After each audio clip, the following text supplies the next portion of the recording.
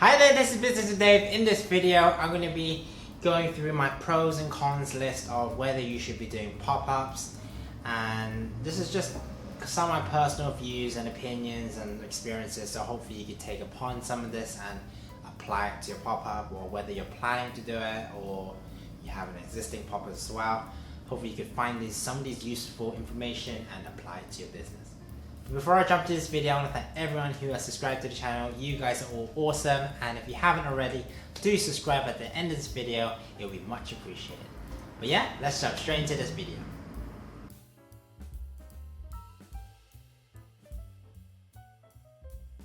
So firstly, if you have a following, do a pop-up, because ultimately if you're creating something that is value to someone, it meets a need, it meets a want, and people are seeking your product out, then definitely set up a pop-up, because ultimately that's a location where they will 100% see you, 100% know what you're selling, and they can buy from you direct instead of potentially online as well. So if you have a good following and they want you out there, do a pop-up. Super easy. Pick a location, let your following know and on your social media, and they will come to you. And honestly, interacting with customers, getting to know them is so easy, and that's so important to build customer loyalty. So do a pop-up if you're building that following, building that community as well. So whilst there's a pro for following, there's also a con if you want to do a pop-up as well. So make sure that if you're in a location where you're settled in, for example, North London, and you pop up in South London, then it becomes difficult, because if you don't have much of a following, people won't journey from north to south for you. Literally, it'll be very hard. But if you have something where you literally don't have much of a customer base, people are not going to come seek you out. Maybe in the south they have something already similar, so why would they buy from you? But definitely try to pop up where you have a sort of decent following. Where you're located is also very important, because if you could have a local customer base, they're more likely to buy from you. If you go to venture two out, or if you don't have much following in general, do pop up in more traffic areas or traffic markets, because if it's more high visibility, you know people can be there, and it's not just an empty sort of pop-up location, then at least you have a bit more of a chance. So do consider making sure you have a decent following in the desired pop-up area before you actually do it, because there's no point popping up, there's not many customers, and you don't make much sales. Literally no point. So the second thing is that if your product is decent, and I think that's so important, because if it's something unique, something's different, something that is colorful, something's creative, that's more of a reason why people will come buy from you. And I think that's having that unique selling point is so important when you relate to your product compared to someone else, or someone else's business and their product. If it's different and they like it, and this sort of caters to their needs and wants, then that's all good, because that's ultimately your target market. That's where your product will work. But the thing that won't work is that if it's an ordinary product that you can just buy online, or you buy in the local shops anywhere. Do create something different, because why would someone come buy an ordinary product from you at a slightly higher price than from someone else? So do consider those two pros and cons, and making sure that it's distinctive enough so that you could do a pop-up so people could come seek you out instead of some ordinary product. The third thing is that if your service is good and is more personalized, and I think, again, in so many of my videos, if you have good customer service, more people are likely to buy from you than from someone else, particularly if they like you personally and your business and your product as well. If your customer service is not very good, then people will really ultimately be 50-50, whether your product is really good and your service is not, and they're willing to compensate the service for your product, then you'll get some sales. But in order to create that loyal customer base, you need that personalized customer service. You need that good customer service in order to make it work.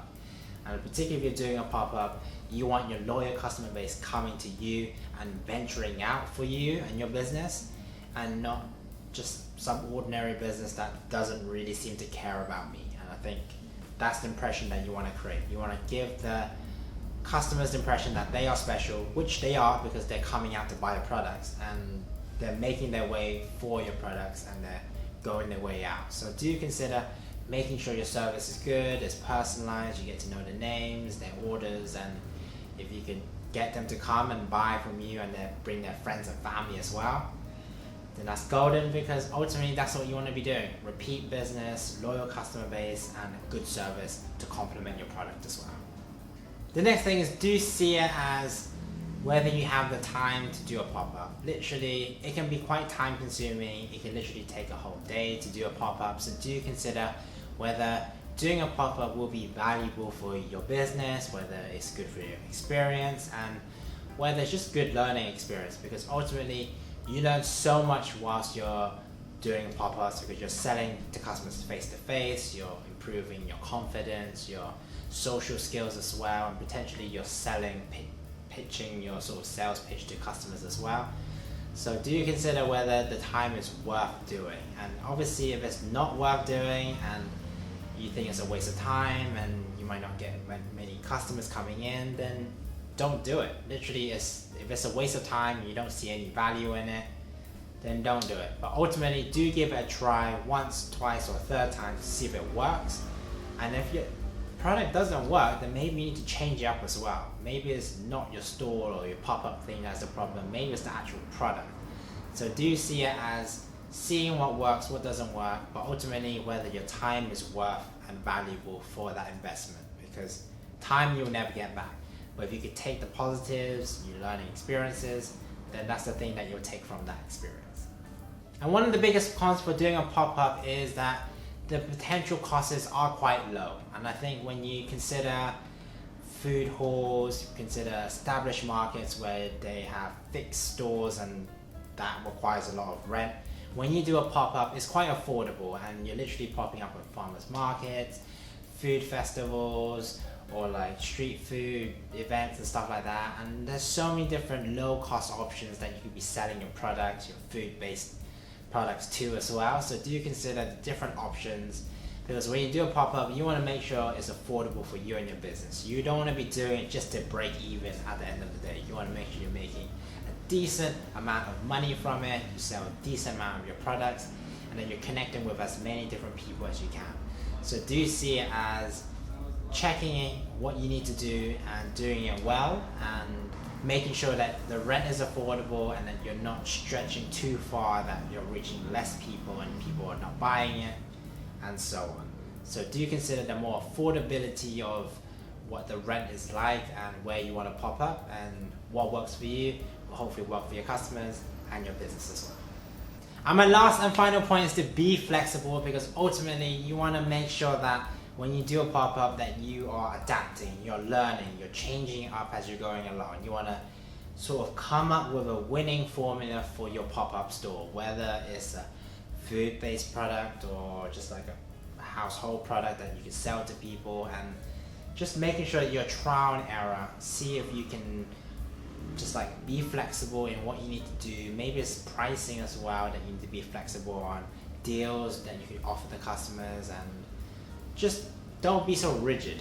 I think that's my point at the moment. Don't be so rigid, because if you're stuck in your ways, it'll be quite hard for people to talk to you. It will be hard to buy from you as well if you're quite rigid and not flexible, and you're not willing to maybe bend on price or bend on quality. And when you're building that customer relationship, you want to be flexible. You want to be able to entice people in, make them feel at ease, wanted, and that you're giving a good service at the end of the day as well. So don't make it like a harsh reality that if I have my products here, if you want to buy it, you buy it. If you don't want to buy it, don't buy it. Be more friendly, be more polite, and get people to come try your products and see where that takes you, and hopefully it'll end in a sale. But if not, maybe they'll come back another time because they got to know you and your business as well.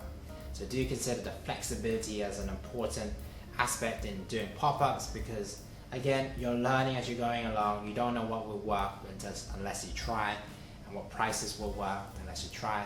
So do try. So thanks for this video, guys. Hope you found this video useful, and if you did, like this video and subscribe to the channel. We'd love to see those subscribers go up like always. I've been Business with Dave, and hopefully you found this video useful, and that you can do more pop-ups as well. If you have any questions, write in the comments below. And hopefully I didn't say that way too quick. But yeah, I've been Business with Dave. I'll see you in the next video. Take care.